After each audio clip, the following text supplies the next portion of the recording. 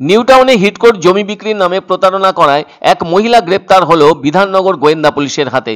জানা গেছে নিউটাউনে হিটকোর জমি বিক্রির নামে প্রতারণা করে গ্রেপ্তার জয়শ্রী ব্যানার্জি বিশ্বাস নামে ওই মহিলা।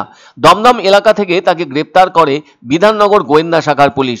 ওই মহিলা একাধিক ব্যক্তিকে হিটকোর জমি দেখিয়ে বিপুল পরিমাণ টাকা হাতিয়ে প্রতারণার ঘটনা ঘটিয়ে আসছিল। শুধু তাই নয়, ওই মহিলা জয়শ্রী ব্যানার্জি বিশ্বাস একটি প্রতারণা চক্র চালাতো বলে বিধাননগর গোয়েন্দা শাখার পুলিশ জানতে পেরেছে।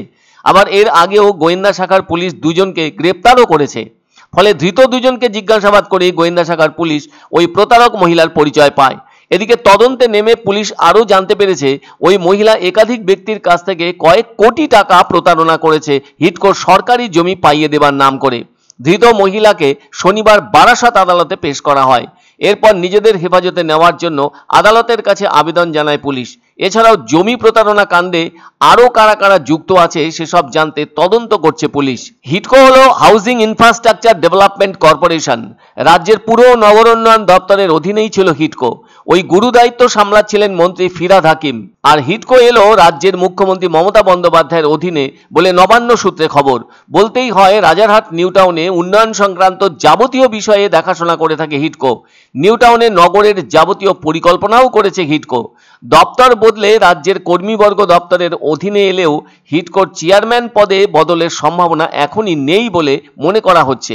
তবে দপ্তর বদলের পরে হিটকোর কাজে বদল ঘটার সম্ভাবনাও রয়েছে। তাছাড়া রাজ্য মন্ত্রিসভার বৈঠকে ঠিক হয়েছে হিটকোকে পুর ও নগর উন্নয়ন দপ্তরের অধীনে আর রাখা যাবে না। বলা যায় 14 বছর পর ফের হিটকোর অভিভাবক বদলাচ্ছে।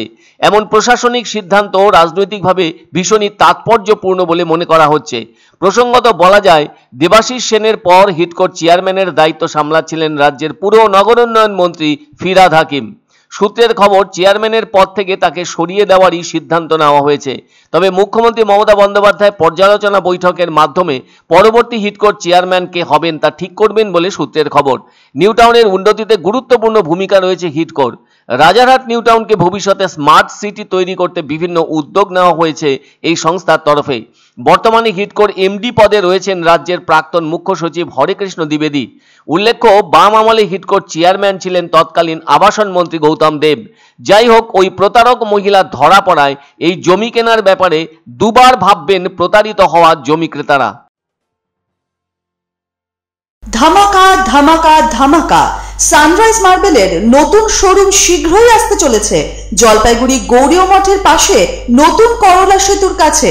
এখানে পাবেন আধুনিক টাইলসের রকমারি সম্ভার। এক অন্য অনুভূতির স্পর্শ পাওয়া যায় রয়কো ব্র্যান্ডের গেঞ্জি ও জাঙ্গিয়ায়। তাই ছোট বড় সবার পছন্দ রয়কো গেঞ্জি ও জাঙ্গিয়া।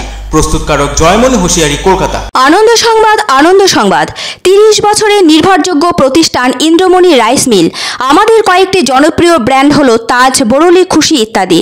আমাদের ফ্যাক্টরি আউটলেট সিজে ট্রেডিং কোম্পানি, দিনবাজার, এক্সিস ব্যাংকের পাশে, জলপাইগুড়ি। এখানে সুলভ মূল্যে গুণগত মানের সব ধরনের চাল পাওয়া যায়।